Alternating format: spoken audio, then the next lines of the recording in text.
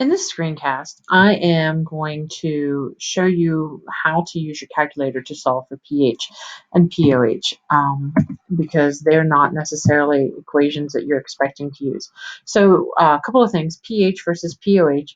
You are going to be, pH is negative log of the H plus ion, and pOH is negative log of the OH minus ion. Here is the opposite. So if you're trying to find the concentration of the OH, it is 10 to the negative pH.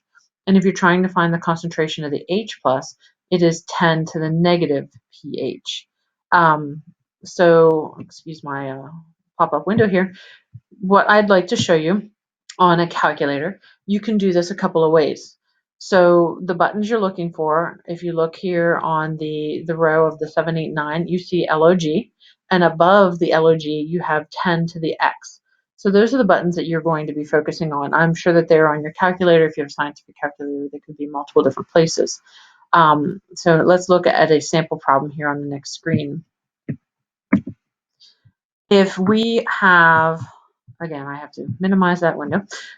If you have the problem where it is telling you that your concentration is 0.0053 molar and they want to know the pH of it, when you have a graphing type calculator or the two-line calculator, you're going to put the function in first. So negative log 0.0053, and we're going to solve it, and it is giving us a pH of 2.2757. So all those digits there are the actual pH. Now we need to round because in this number we only have 2 sig figs. So in pHs, in POHs, the significant figures are post decimal. So we only are going to carry 2 digits past the decimal. So we would round this here at the 7th place. We would round it up because it's followed by a 5. So the correct answer for this one is 2.28. Let's go on and look at if we need to do the opposite situation. So again, I have to get my calculator back up. So if we are doing the reverse and we are asked to find, for instance, we have the case of 3.23 as our pH and we want to find the H plus concentration, you are going to do the inverse log. So on this calculator, we're going to hit second log so that we get the 10 raised to the power, and we're going to type in negative 3.23.